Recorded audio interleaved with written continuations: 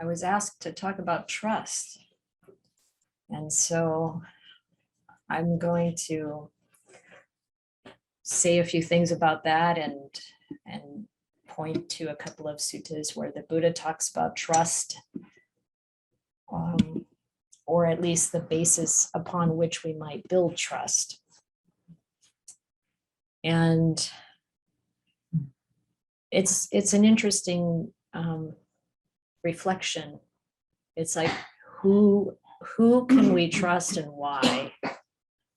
And I think it even goes deeper than that. It's like, how much can we trust, and in what way? So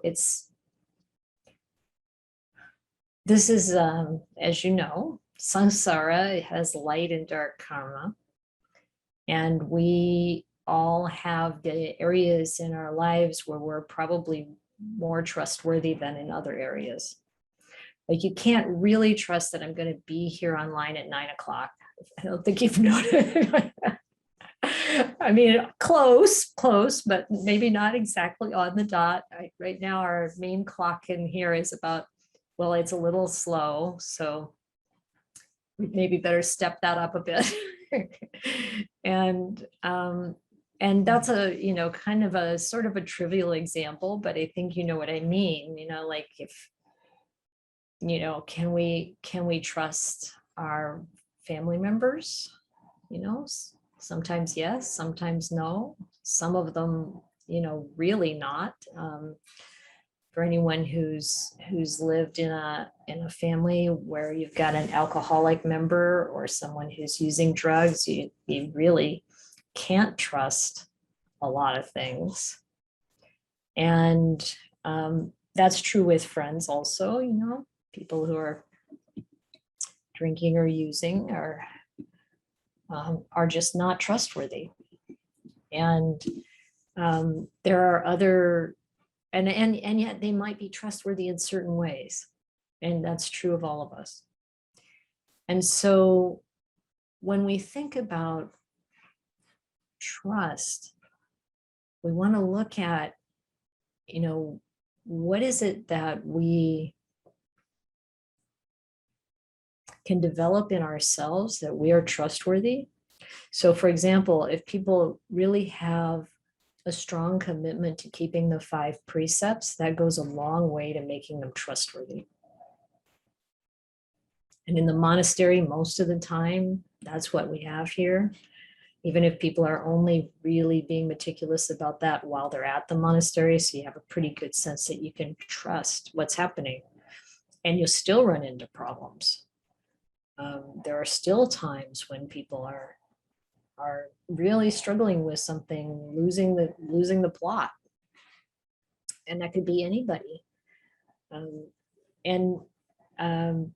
The Buddha really talked about taking your time to get to know someone, to see if you can trust them.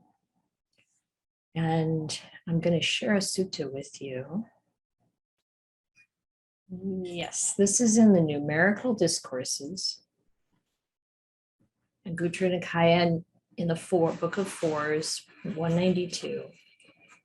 And what he's talking about here is getting to know someone. He says that there are these facts, which in a way, these 4 things that you can get to know about people and how you do it. So he says, when you want to, the way to get to know about someone's level of ethics or virtue is to live with them.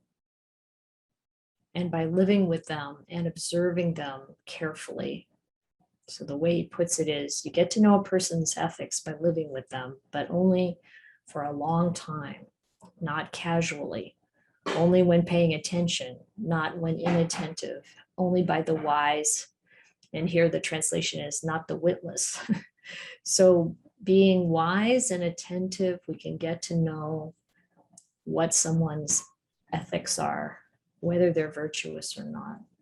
And he's talking about the context of living in community. So this is, like at the monastery, for example, you can't necessarily tell in a short time, but to really pay attention over a long period of time. So you'll see that first paragraph, after the question about living with someone to get to know about their sila. On the right, you can see the word is sila, their morality, whether or not they're keeping the precepts, for example. You know that after a long time. In the second case, where you want to know about someone's purity or their integrity is another translation. You know that by dealing with them, like basically having some kind of, maybe even in like business, or, you really get to know about their integrity by having some kind of dealings with people. And not over a short time, but a long time. Over a long time, you see how people act. Growing up in in the country, outside a small town, you really get to know how people deal with each other and whether or not there's real integrity there. Yes, Linda? Just a quick question, if it fits into what you're sharing. I mentally tripped for a minute trying to discern the difference in this context of ethics and integrity. Sort of, and I'm looking at the words, but I don't, it may not be important, but I was just like, what's, it feels like that. I think it's a good question.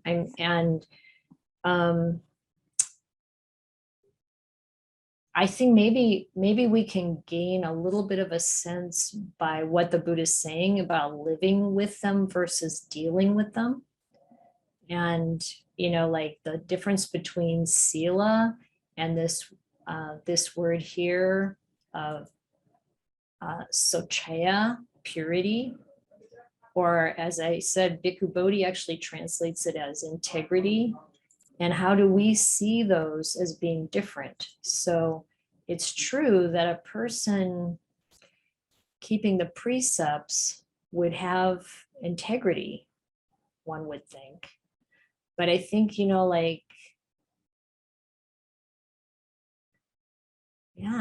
I don't know, does anybody else have a sense of how you would see integrity or purity different from the sila, the ethics?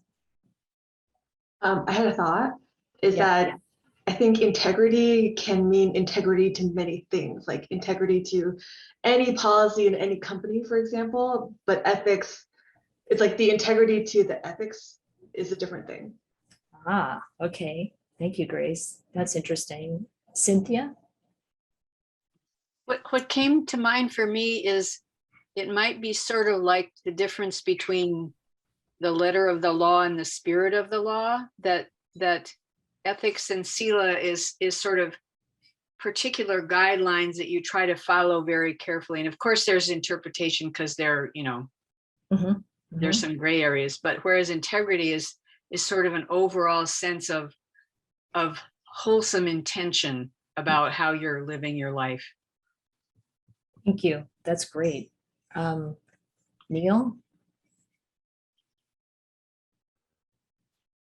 So being a Google fanatic, I did look up the definition of integrity.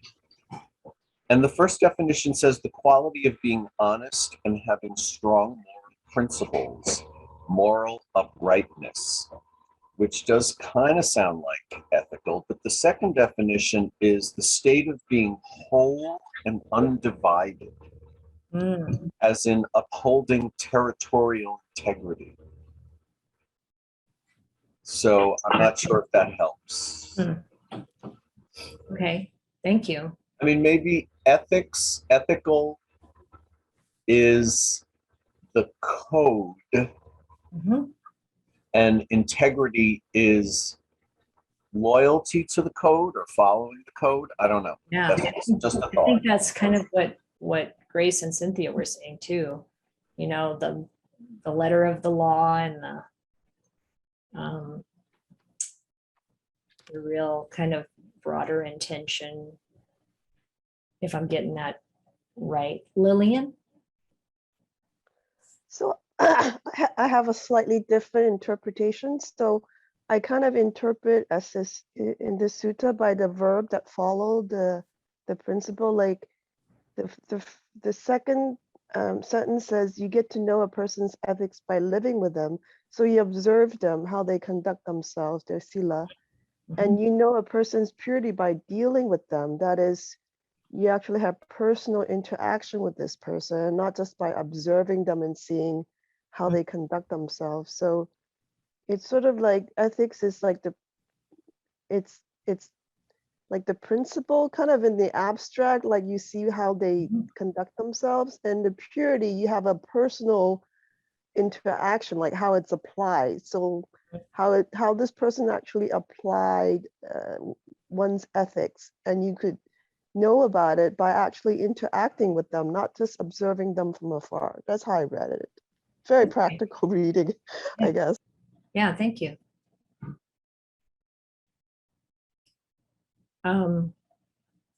We're going to get some definitions down below, but we'll keep going here with the next two. So how do you know a person's resilience? Or Bhikkhu Bodhi translates this as fortitude.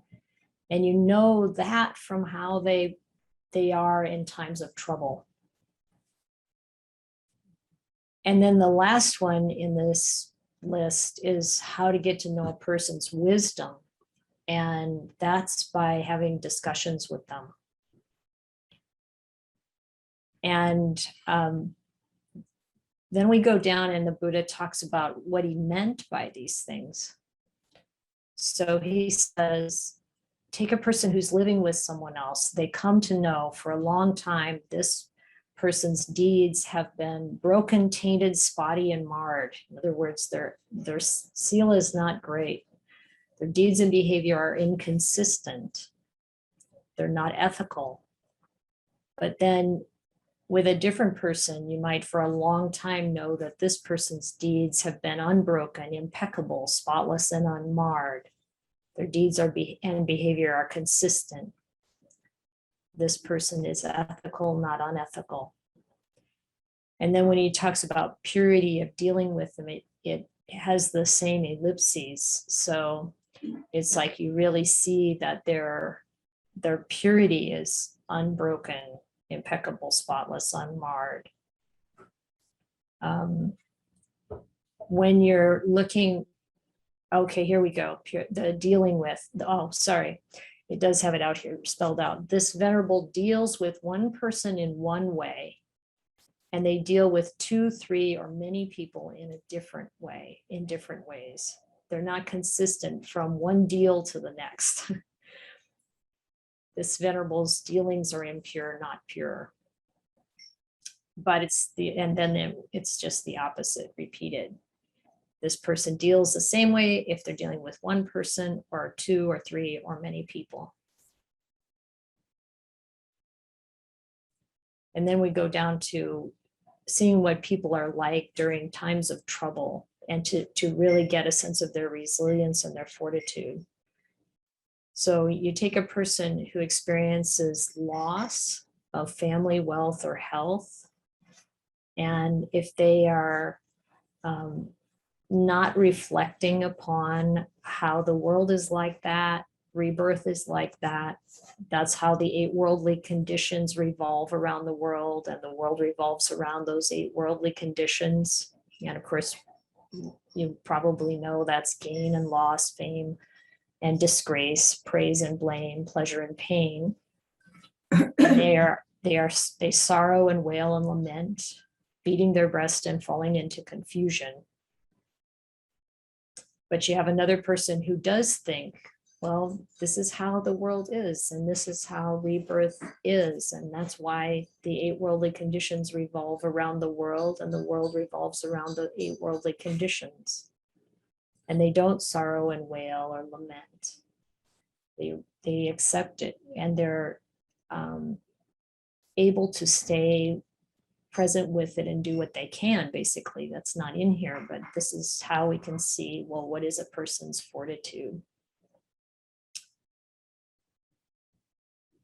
And their wisdom. Here he talks about how people ask questions. And it's, judging by the way they approach discussion and what they're getting at and how they discuss a question, they're either witless or wise. So maybe they're not making sense, or they're not being logical, or maybe what's kind of coming to my mind is not really grounded in what they're saying and clear, maybe not being careful to be accurate, precise. So what he's saying here is this venerable does not utter a deep and meaningful saying that is peaceful, sublime, beyond the scope of logic, subtle, comprehensible to the word that Bhante Sujato uses is astute, but it's actually the word pandita. It's wise. They're not being wise. When this venerable one speaks on the Dhamma, they're not able to explain the meaning either briefly or in detail. They can't teach it, assert it, establish it, clarify it, analyze it, or reveal it. And so this is looking at someone who's in the holy life. But you can think about, what is that like in life in general? How are people showing up in terms of wisdom? And of course, and he says, suppose a person with good eyesight was standing on the bank of a lake and they'd see a little fish rising and think, judging by that fish's approach, by the ripples it makes, and by its force, it's a little fish, not a big one. Then he goes to the other side. And he says, this person, judging by this person's approach, by what they're getting at and how they discuss a question, they're wise. That means they utter deep and meaningful things that are peaceful, sublime, beyond the scope of logic, subtle, and comprehensible to the wise. They're able to talk about the Dhamma and explain the meaning, either briefly or in detail. And they teach it, assert it, establish it, clarify it, analyze it, reveal it. If you're standing on the side of a lake and you see a big fish rising, it's by the ripples they make, the force of it. You can see it's a big fish with big ripples coming out around. Yes, Lisa. I'm just curious, before we get too much further, what is meant by beyond the scope of logic? Yeah, when we talk about the Dhamma, the real insights cannot be understood through reasoning. They can't be understood through logic. It doesn't come by just trying to work it out. And you see this referenced, in the Buddha mentions this over and over again in the suttas. Even a kind of criticism of a Dhamma teacher would be that they're just hammering it out through their own thinking. And so that's why it's the subtle truths that you access through insight, through letting them arise from deep within, I guess we could say, from another level of mind. Okay, thank you. Yeah. Yeah. So is that the end of the sutta? Yeah. Basically, these are the four things. You get to know someone's wisdom, not after a long time, not casually, only by paying attention, being attentive. Yes, Weston? From what we've read so far, it seems like there's kind of an equation of, like a pairing of intellect with whether or not you can trust someone. And I'm just kind of curious how that fits with folks who, maybe just because of their karma or their birth conditions aren't that, you know, well read or book learned or something. And so I don't know if it's going to go on to say that or not, but I kind of feel that you can trust someone even if they're not intelligent in that way. Mhm. Yeah, definitely. And I think here, you know, if you think about the different qualities people have living with them, getting to know whether or not they're honest. I mean, a small child can be honest or dishonest. Even my daughter's dog, my daughter was like, she got this dog as a puppy, very, you know, like, I don't know, 6 weeks old or 8 weeks old or whatever it is. And this dog was chewing on everything, and she didn't want it to chew on the chair leg, and it knew it. The dog's very smart. And so the dog would take its chew toy over by the chair leg and look like it's chewing on its chew toy. But then as soon as you look away, it's chewing on the chair leg. And it's like, deceitful dog, you know, it's like very clever. And, you know, it's like, yeah, it's not about necessarily about how learned we are. I've known so many people who are super wise, but they are not maybe well educated or even maybe very articulate, but they have wisdom, or they have virtue, they have purity. You can deal with them, they're honest, you know. They may have tremendous fortitude. So I don't think it's really based on that. And you know, but I love this idea, and I feel like it's really true. If you see people in different situations, you're able to observe for a long time. I think that is really how we can know whether or not someone is trustworthy, and in various ways. In which ways? Any other comments or questions about this part?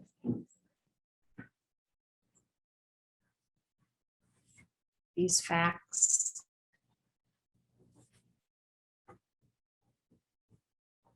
Okay.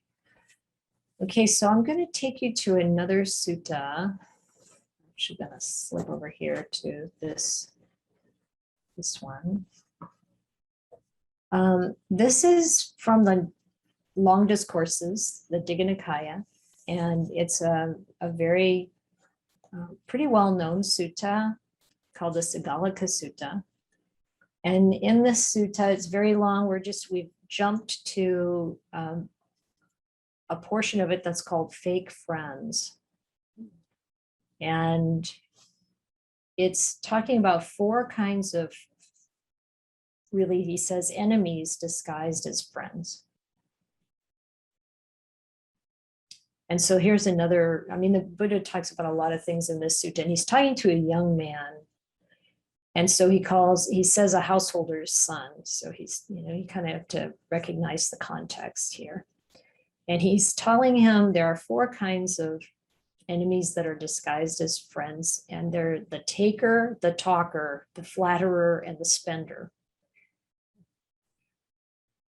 And so he says,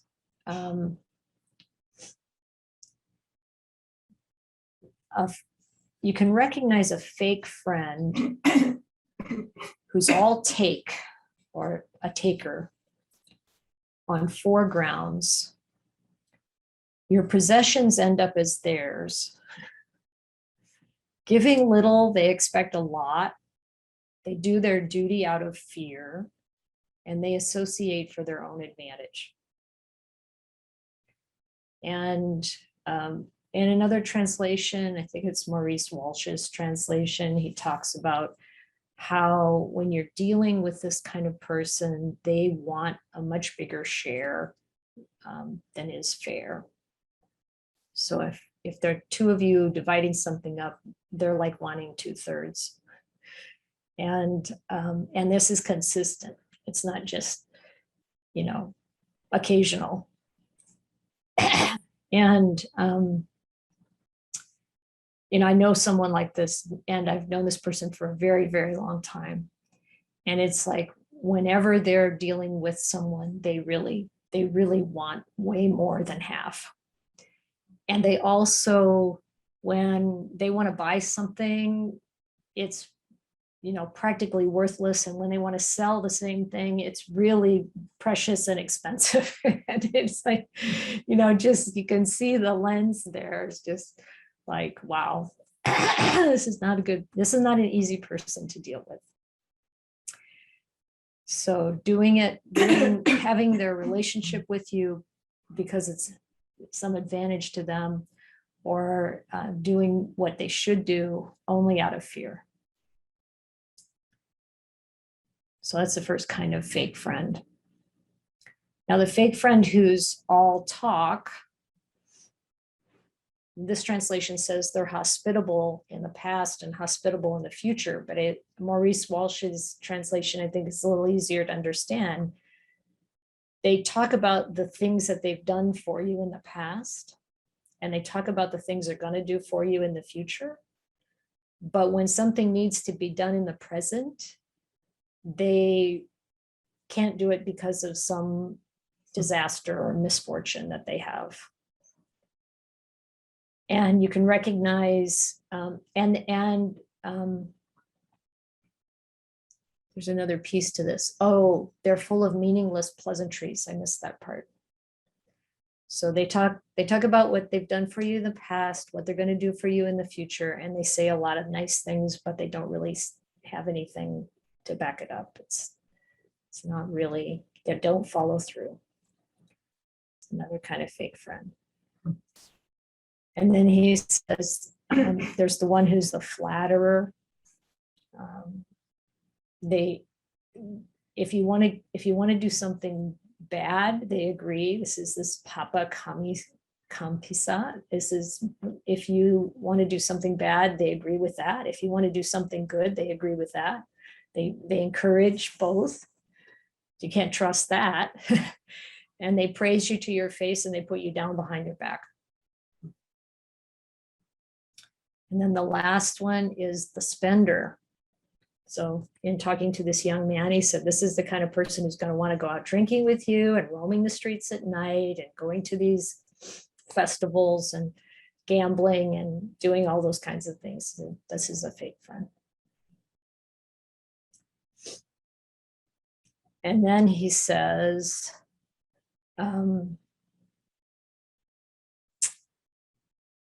well, the little verses here, one friend is all take, another all talk, one's just a flatterer, and one's a friend who spends.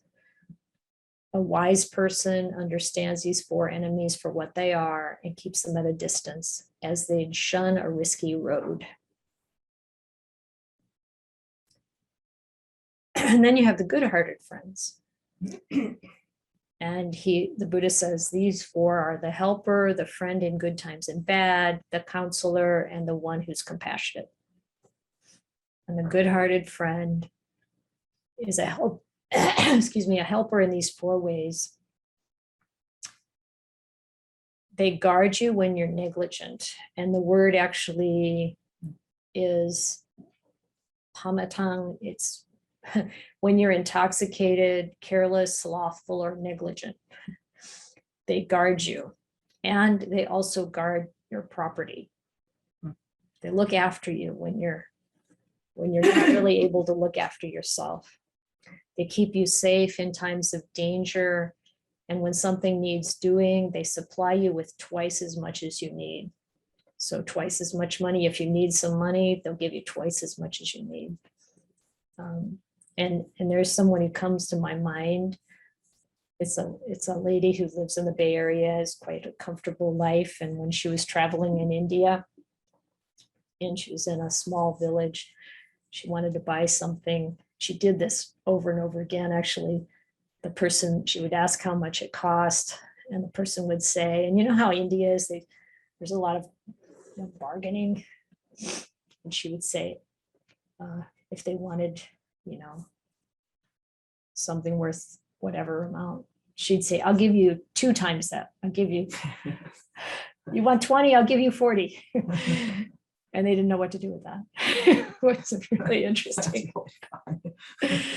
And yeah, so being that kind of friend. The friend who's the same in good times and bad, the Buddha said, they'll tell you their secrets and they will keep your secrets. And they don't abandon you in times of trouble. And they'd even give their life for your welfare. It's a pretty high bar. It's great to have friends like that. And then the one who's the counselor, they keep you from doing bad things. They encourage you to do good things. They teach you what you don't know, and they explain the path to heaven. And that word for heaven is also a happy, happy place, a good result.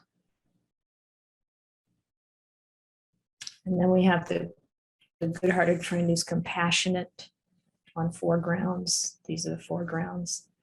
They don't delight in your misfortune, they delight in your good fortune. They keep others from criticizing you and they encourage praise of you. So that's the last one. And of course, if we have these kinds of friends, we see that over time, we can really feel like we can trust them. And I think the same is true for family members. Just because someone's in your family, it doesn't mean they're trustworthy. Yes, Weston? Do you think the giving of one's life for a friend's well-being is literal or figurative? Because I'm kind of thinking of myself, and there are probably a few people, but not everyone that I would easily do that for.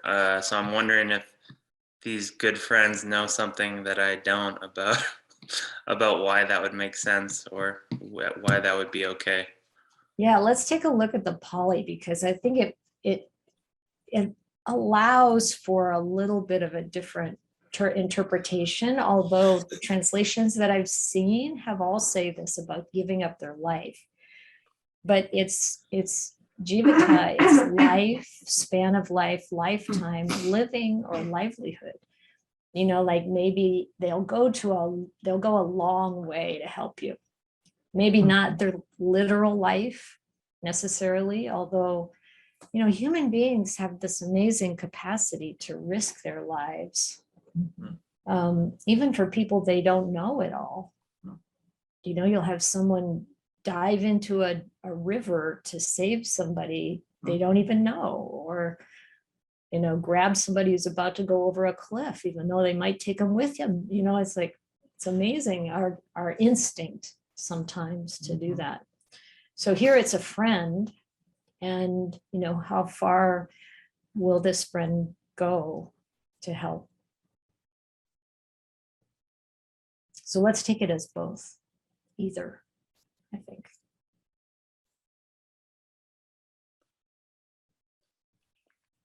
Any other comments or questions about the texts?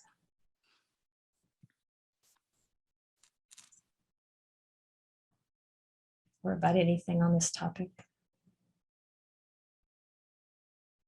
Yes, Grace. I guess this text is kind of stirring up a question for me, because recently I've been reflecting that while I do have some really good and good-hearted friends, they're very few in number. And I notice upon reflection that I think some of that comes from when people talk to me, and if they say something that I know is not true, or if they're talking about like this wild party they went to, I listen, and I really hope that it doesn't come off as a judgment, but I don't encourage that. And I know that for some people it comes off as standoffish and judgmental.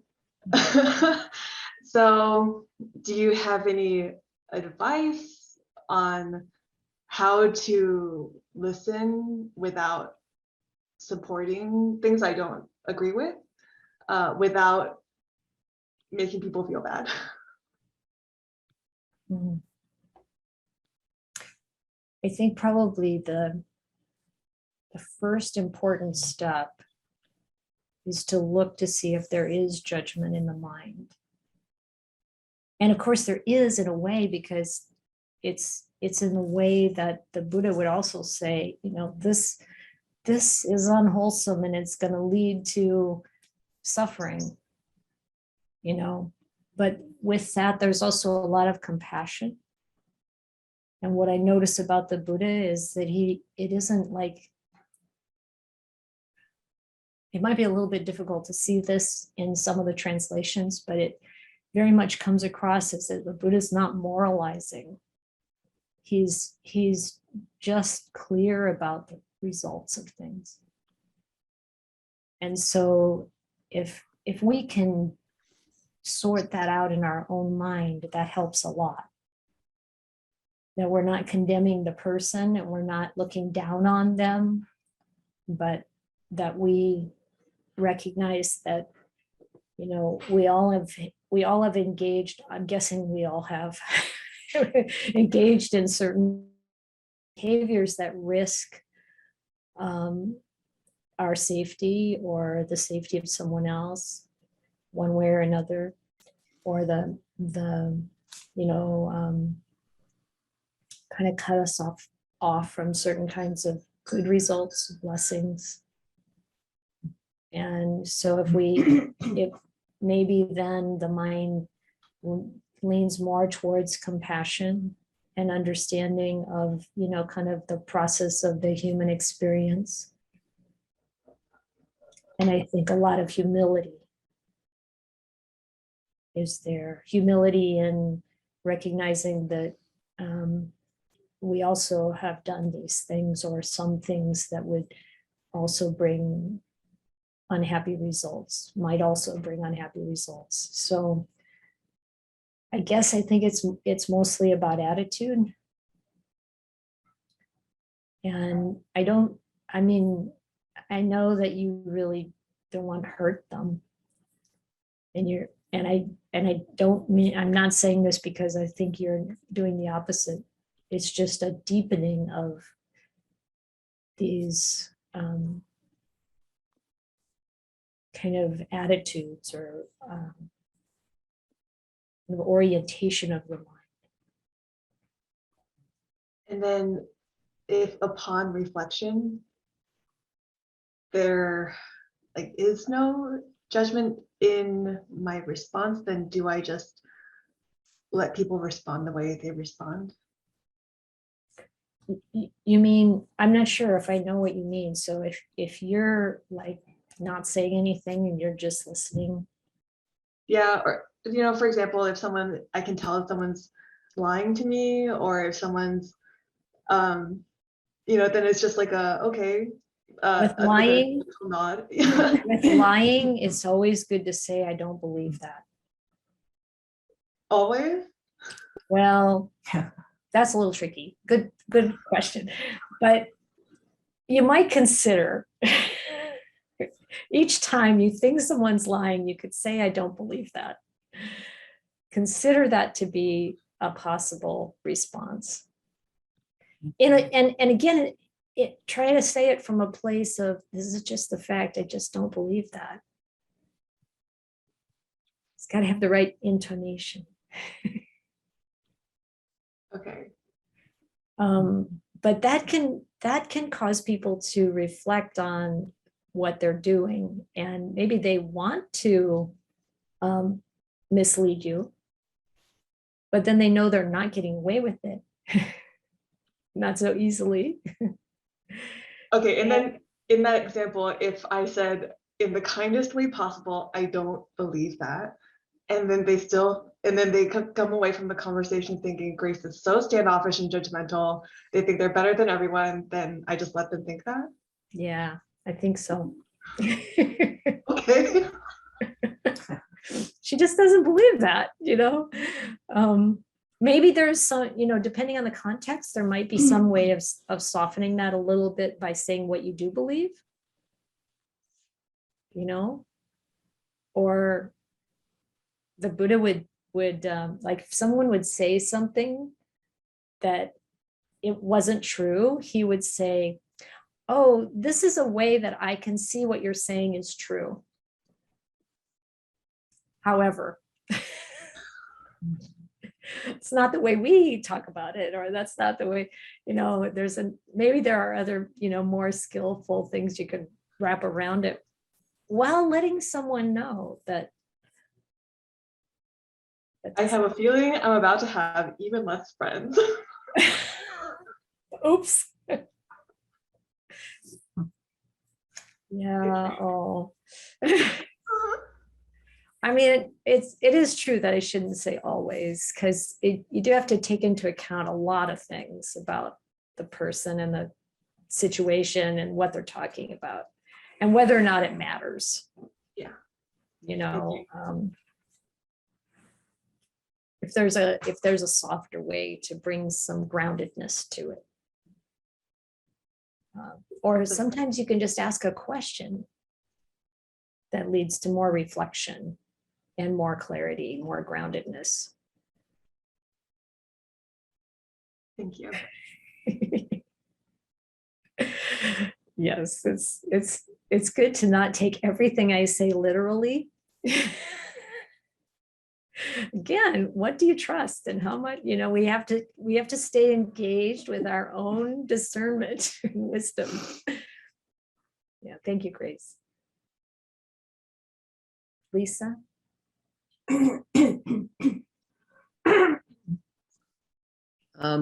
Yeah, I'm a little puzzled with, I think it's very important to be able to recognize that someone's just a fake friend, or someone is more witless than wise. But I don't know, in real life situations, what do you do with that?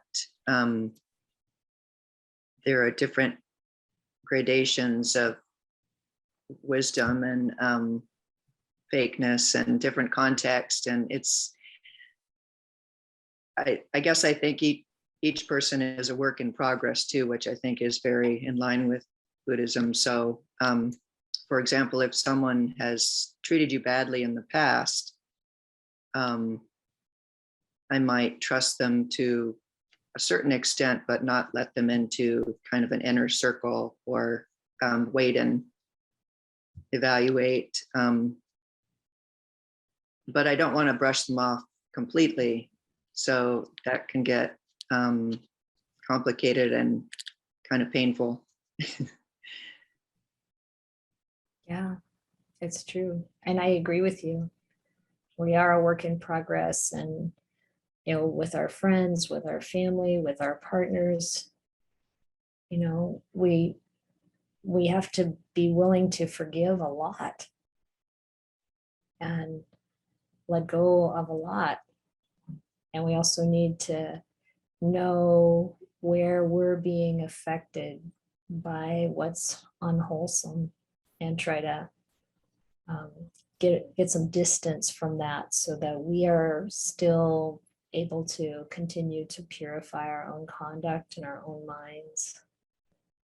And yeah, you learn, I can't really, I have a good friend who I know I can't say anything to that I don't want the world to know, because they just cannot keep anything in confidence, no matter how much you ask them to. And it's like, I just know this about this person, and it's okay. This person is great in so many ways. And, and with people who say things that aren't really true, sometimes you just have to take, okay, what's really factual here and what's not, and you have to weigh it up with all kinds of other aspects of them, their good intentions and the other things that they do that are really this very same person is extremely loyal. And it's like, we are complicated. and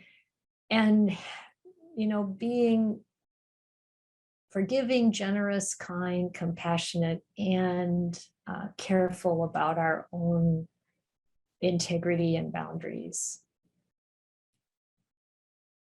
It's not like there's a pat answer. It's messy.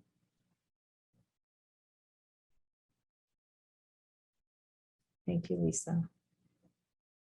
Lillian? Hi, I agree it is complicated. And that first passage about, or the first question about whether a friend who's kind of put their life to save your life, is that a good friend? So I reflected on this and I recall that 3 years ago, I almost drowned in a river in a national park. And then I was on this camping trip, and this friend hopped in a canoe and came and saved me. And because the current was too strong, we couldn't paddle upstream back to our campsite. We had to spend the night in on the side of this abandoned isle in the middle of the river. And then I remember we spent the whole night kind of talking and reflecting about the near death, well, my near death experience. And then I found out that this person saved me because he didn't want to risk his reputation. Like, he said, what if it came out, the National Park Service reported that I just let someone died on my watch? Then it would look really bad for me. And I was like, before he said this, I thought I was about to put him in the category of a really good friend, someone who did that, who just put his life on the line for me and saved my life. And then it's about intentions, and it's about, like what the Buddha said, you have to observe these people and deal with them in a really long time horizon, not just isolated incidents in order to consider them good or bad. So after what he told me, and I kind of observed like other things that he did, or other things that I had dealings with him, I decided that he's after all not a good friend, but not sure whether he's the bad one. I sort of put him in that questionable category because I just don't know enough. Just because a person saved your life doesn't automatically, I doesn't automatically in my mind put him in like a good category, like my savior category. Then as Buddhists, we always have to think about intentions. What were this person's intentions, and how did they conduct themselves with other people and over time? So that was a lesson. That was a lesson that I learned, that I just want to share with the group. Thank you. Yeah, thank you, Lillian. I mean, I can imagine the enormous gratitude. I mean, yeah, and you're right. It's good not to get too idealistic. And that's the thing about trust. If we put trust in someone in a way that's this blind faith, we're likely to get disappointed. I mean, even arahants, they won't do things out of greed, hatred, and delusion because they're beyond that. Did I mention this already? I was saying it to someone before, earlier today. No? Yes? Does this sound familiar? Yeah, I know this person who was living with an enlightened master, and this person, the master would just change their mind all the time. Like this person would think this, be told this is what's going to happen, and this is what we're going to do, and this is how we're going to handle this, and then, just change it. And the guy who was living there, he just couldn't take it.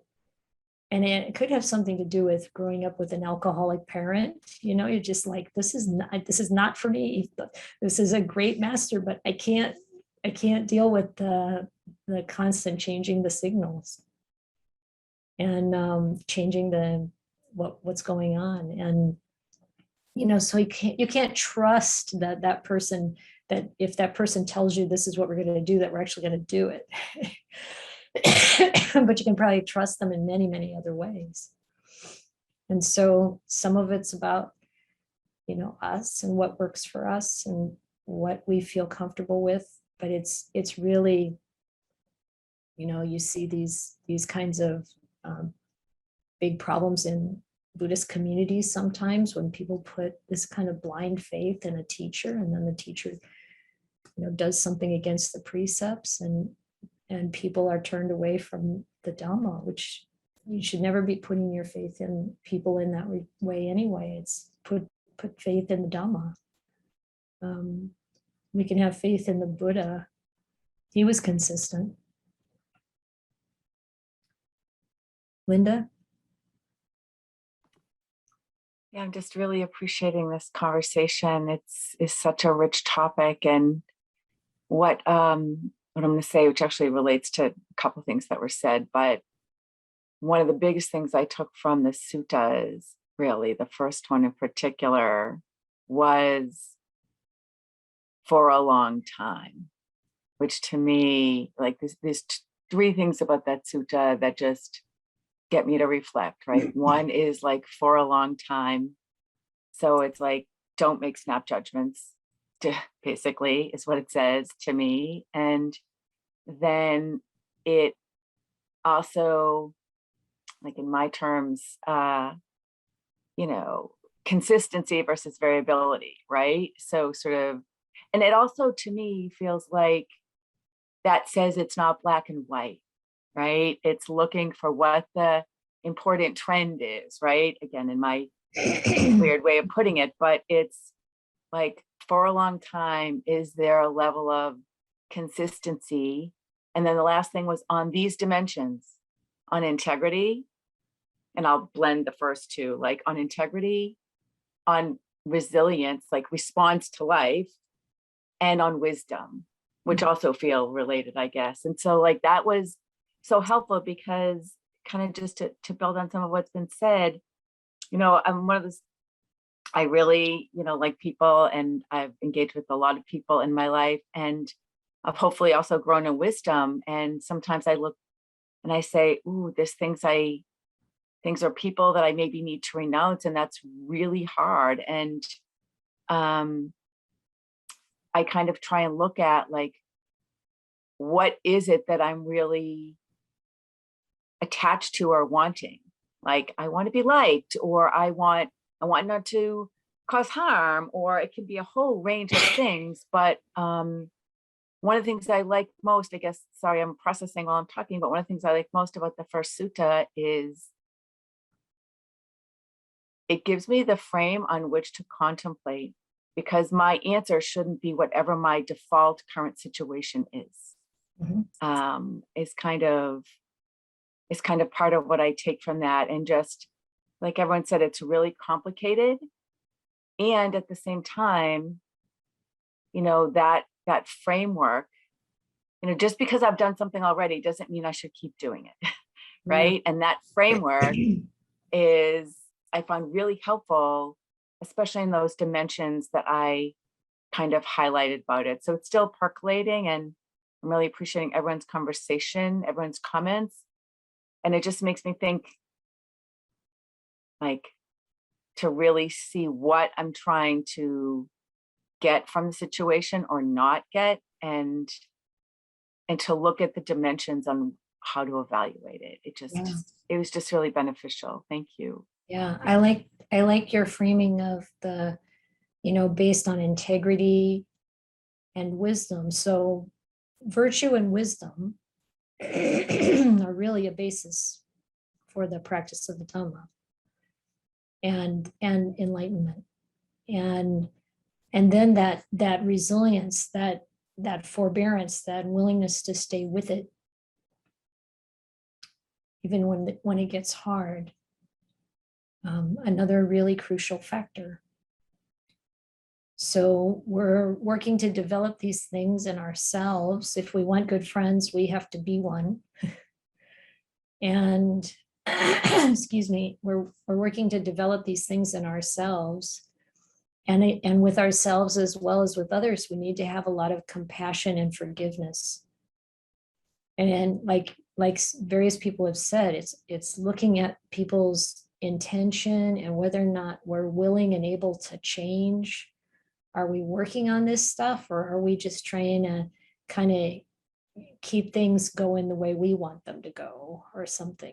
Like how much much self-interest takes the lead, and how much of it is really a sincere intention to develop and grow, and become a really reliable, trustworthy person. Yeah. And thank you for that last point too, because the other thing you got me to reflect on is, so my inclination is always, for a very long time, for a variety of reasons, to have a real priority on being a good friend. And I think it's also important to think about like what isn't being a good friend. Meaning, if I'm still there because of things in the past, not the way I would think about it in the present, like, is that really being a good friend, even if it looks like it in some other way? Yeah. So anyway, this is really helpful. Thank you. Yeah, you're welcome. Linda Booth.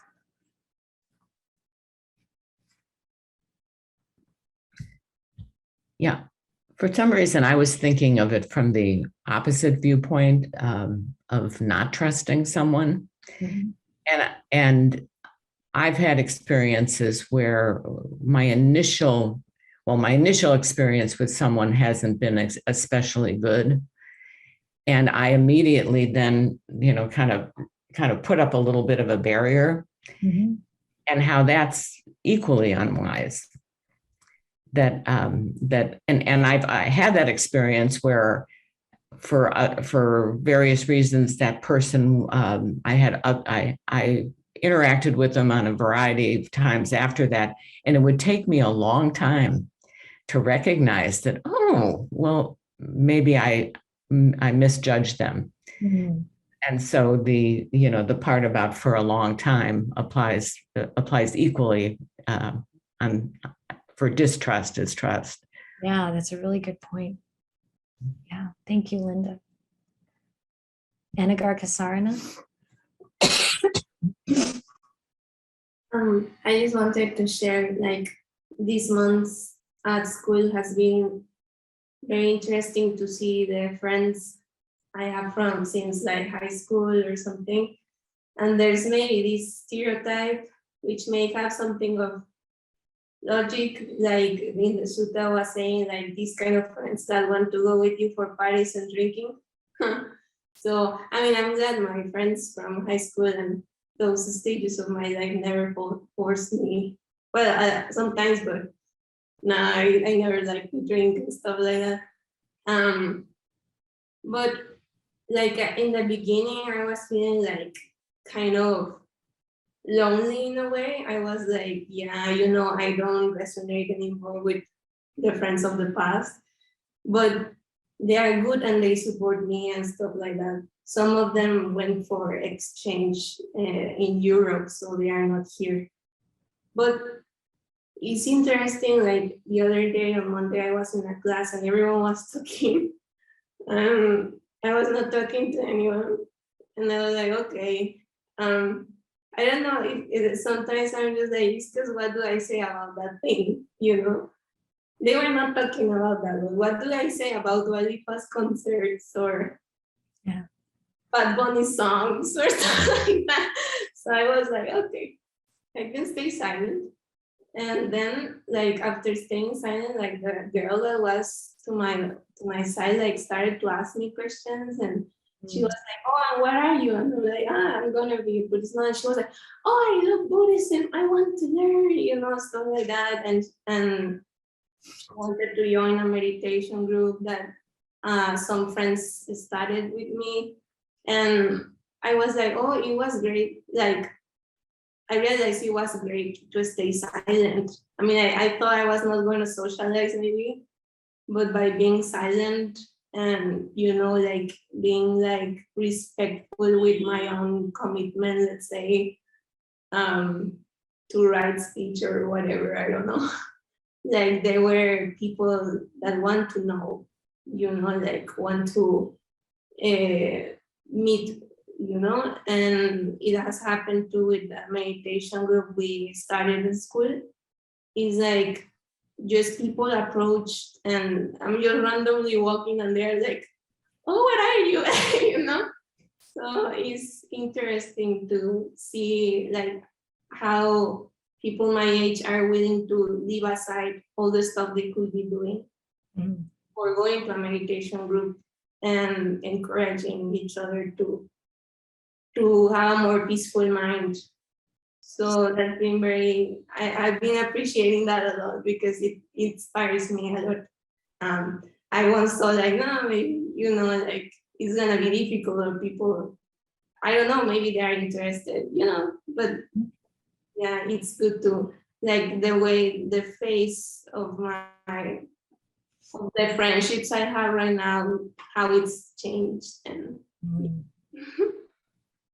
Nice. Yes, thank you.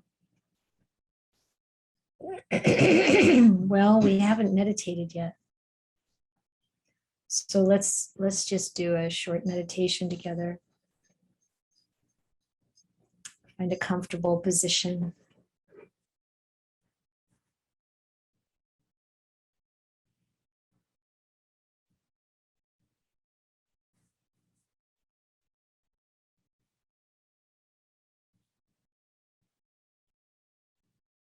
Put our attention on our breathing and let our body relax.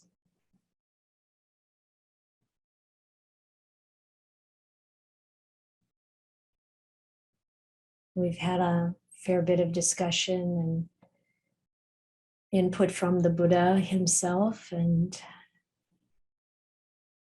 we might notice some movement in the mind as a result.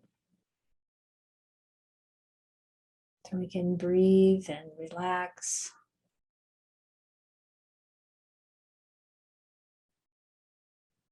See if the mind wants to settle on anything in particular that we've talked about today so far. Maybe a feeling that has arisen in this conversation, in this contemplation.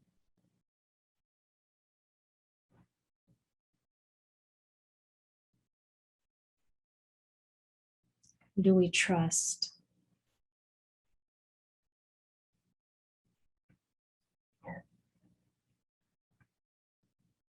When, when can we trust them?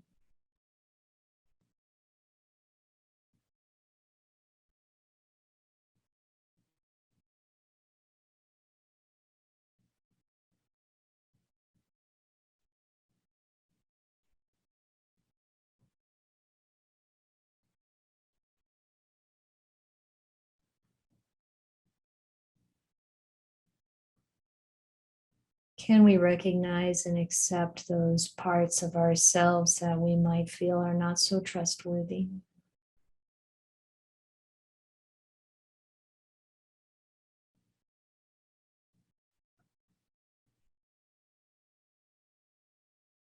Not as trustworthy yet as they will be as we continue to practice. Can we be okay with that?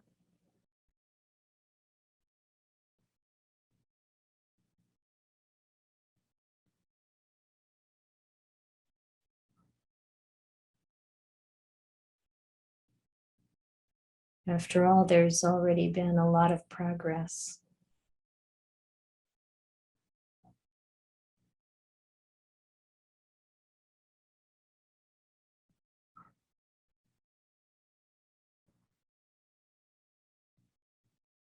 Everyone listening to this has shown a lot of resilience.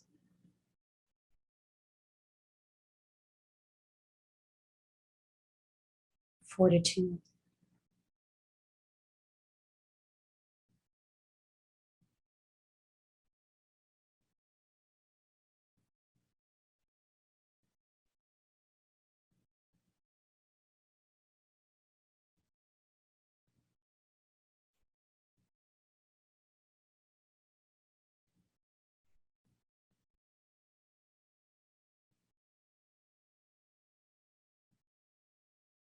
The Buddha said that it's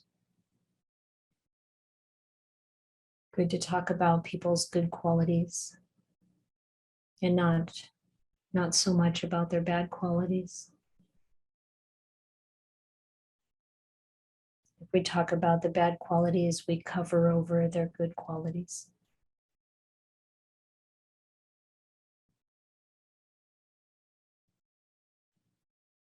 And we don't want to do that. We want those good qualities to shine and grow and develop. And the same is true in ourselves.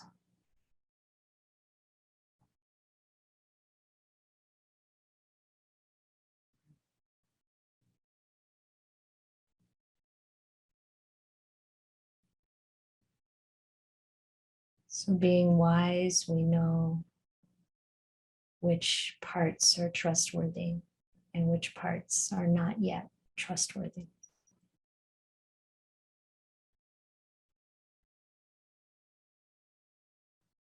And we can bring a lot of love and compassion to that. Compassion for the suffering that those untrustworthy bits cause.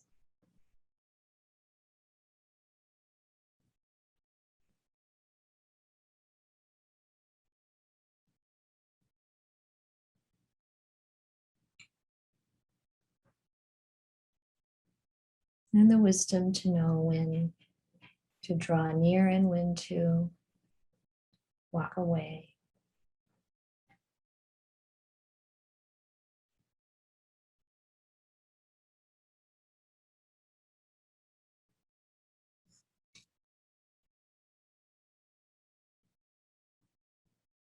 You can love people without trusting them. As long as we don't get confused about it.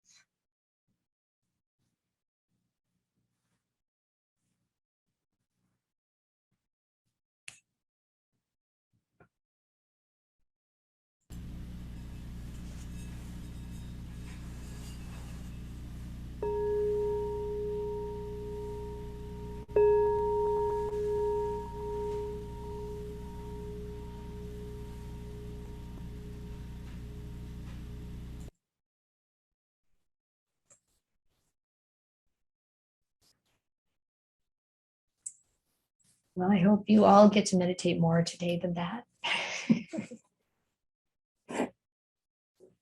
I want to thank you all for your wonderful comments and questions. And I like the one Neil wrote into the chat when we talked about people saying things we think but they're lying to us. He said, how about just saying, really? Yeah. Yes, Memo. Okay, so I hope you have a wonderful rest of your day or night, depending on where you are.